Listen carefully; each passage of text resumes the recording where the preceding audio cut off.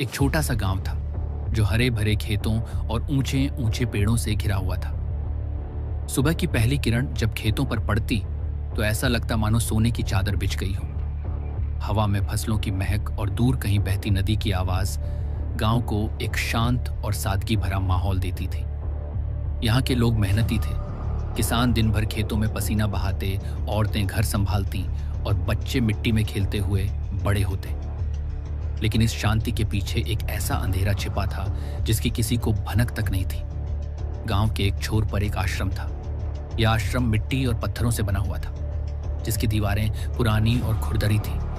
बाहर एक बड़ा नीम का पेड़ था जिसकी छाया में लोग बैठते थे। आश्रम का मालिक था एक साधु।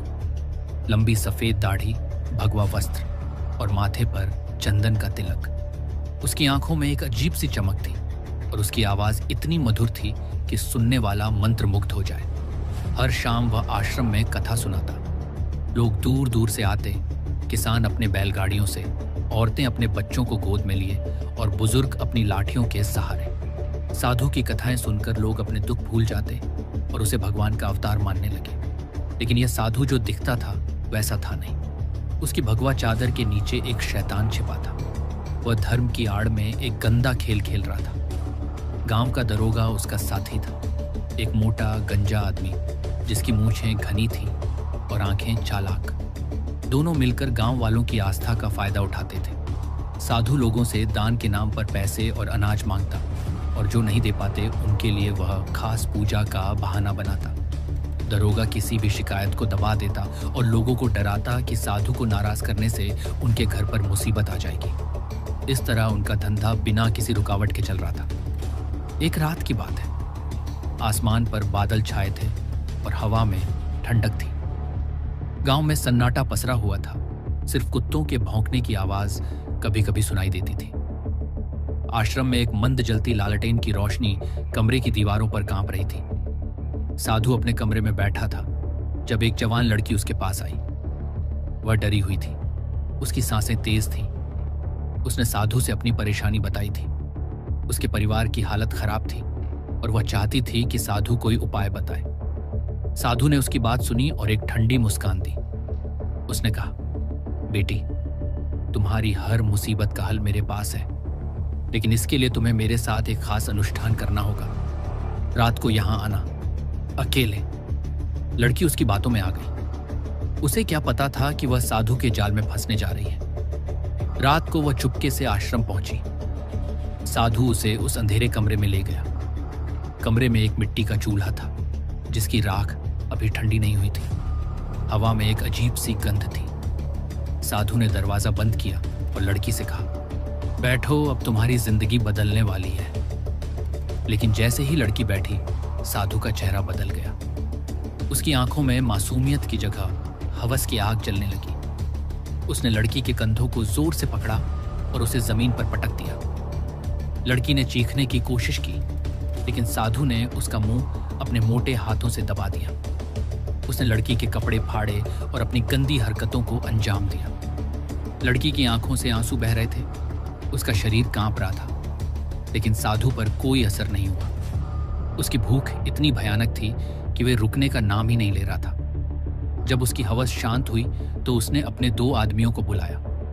वे दोनों दरवाजे पर खड़े थे, जैसे पहले से इंतजार कर रहे हों। साधु ने उन्हें इशारा किया और वे लड़की को घसीटकर बाहर ले गए। आश्रम के पीछे एक खाली मैदान था जहां घास लंबी और जंगली थी। वहां उन्होंने लड़की की सांसों को हमेशा के लिए बंद कर दिया। फिर एक गड्ढा खोदा और उसकी लाश को दफना दिया। ऊपर से मिट्टी डालकर उसे समतल कर दिया गया ताकि सुबह कोई शक न कर सके। साधु ने अपने हाथ धोए और वापस आश्रम में चला गया, जैसे कुछ हुआ ही ना हो। यह सिर्फ एक घटना नहीं थी, यह साधु की आदत बन चुकी थी। उसकी हवस अब एक जंगल की आग की तरह फैल रही थी। वह गांव की सुंदर महिलाओं, युवा लड़कियों और यहां तक कि मासूम बच्चों को भी नहीं छोड़ता था। रात के अंधेरे में आश्रम एक नरक बन जाता था। जो भी उसकी कथाओं में आता, वह साधु की नजर में एक शिकार बन जाता। वह अपने शिकार को मीठी बातों से फंसाता, फिर उन्हें अकेले में बुलाता। कुछ को वह डराता, कुछ को लालच देता और कुछ को जबरदस्ती अपने जाल में फंसा लेता। दरोगा इस सब में उसका सबसे बड़ा हथियार था। जब कोई लड़की गायब होती तो दरोगा गांव वालों को कहता, वो अपने किसी दोस्त के साथ भाग गई होगी, आजकल के बच्चे ऐसे ही होते हैं। लोग उसकी बात मान लेते क्योंकि दरोगा पर उन्हें भरोसा था। अगर कोई शक करता तो दरोगा उसे धमकाता और कहता, साधु बाबा को बदनाम करने की कोशिश मत करो वरना तुम्हारा घर उजड़ जाएगा।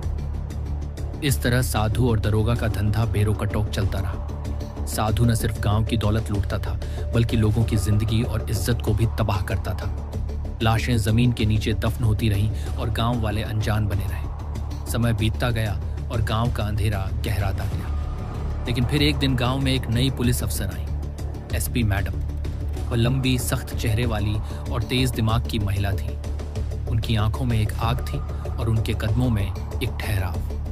वह गांव में कुछ दिन रही और उन्हें कुछ अजीब लगा। गांव की शांति के पीछे एक अनकहा डर छिपा था। उन्होंने गौर किया कि पिछले कुछ सालों में कई लड़कियां गायब हुई थीं, लेकिन किसी ने इसकी शिकायत तक नहीं की थी। वह समझ गईं कि यहां कुछ गलत हो रहा है। एसपी मैडम ने अपनी जांच शुरू की। उन्होंने गांव वालों से बात की, लेकिन लोग डर के मारे कुछ नहीं बोलते थे। फिर उनकी नजर साधु पर पड़ी। वह हर शाम उसकी कथा सुनने जाने लगी। साधु की बातों में उन्हें कुछ बनावटीपन लगा। उसकी मधुर आवाज के पीछे एक ठंडी चालाकी थी। मैडम ने सोचा कि सच को सामने लाने के लिए उन्हें खतरे में डालना होगा। एक दिन उन्होंने साधारण कपड़े पहने और चेहरे पर घबराहट का नकाब। वह साधु के पास गई और कहा, बाबा, मेरी जिंदगी में बहुत दुख है, मेरा कोई सहारा नहीं है, मुझे बचाइए। साधु ने उनकी ओर देखा। उसने कहा, रात को आश्रम आओ, मैं तुम्हारे लिए खास पूजा करूंगा। रात को मैडम आश्रम पहुंची। उनके पास एक छोटा चाकू छिपा हुआ था और वह हर कदम पर सावधान थी। साधु उन्हें उसी अंधेरे कमरे में ले गया। उसने दरवाजा बंद किया और मैडम की ओर बढ़ा। उसने उनके कंधे पकड़े और उन्हें जमीन पर धकेलने की कोशिश की। साधु ने उनके कपड़े फाड़ने शुरू किए। उसकी सांसें तेज थीं और उसका हाथ उनके शरीर पर रेंग रहा था, लेकिन मैडम तैयार थी। जैसे ही साधु ने उन पर जोर डाला, उन्होंने चाकू निकाला और उसकी छाती में घोंप दिया। साधु दर्द से चीखा और जमीन पर गिर पड़ा। खून फर्श पर फैलने लगा। मैडम ने दूसरा वार किया और साधु की सांसें थम गईं। साधु के आदमी शोर सुनकर कमरे की ओर दौड़े। मैडम ने तेजी से सोचा। उन्होंने पास पड़ी एक लकड़ी की कुर्सी उठाई और उन पर फेंक दी। फिर खिड़की से कूदकर बाहर निकल गई। भागते समय उनकी नजर एक पेन ड्राइव पर पड़ी जो साधु के पास गिरी थी। उन्होंने उसे उठाया और अंधेरे में गायब हो गई।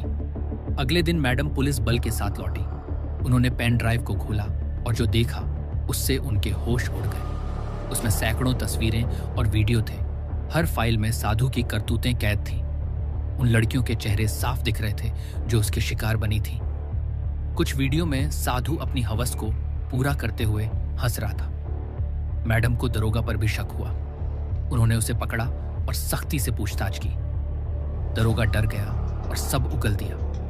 उसने बताया कि साधु ने गांव की जमीन में एक मूर्ति गाड़ी थी और अफवाह फैलाई कि भगवान ने उसे सपने में चुना है। जब खुदाई में मूर्ति मिली तो गांव वालों का भरोसा पक्का हो गया। इसके बाद साधु ने आश्रम बनवाया और अपना धंधा शुरू कर दिया। हर शिकार को मारकर जमीन में दफन कर दिया जाता था। मैडम ने आश्रम के नीचे खुदाई का आदेश दिया। वहां से एक एक करके शव निकलने लगे। कुछ हड्डियां बन चुकी थीं, कुछ पर अब भी मांस बाकी था।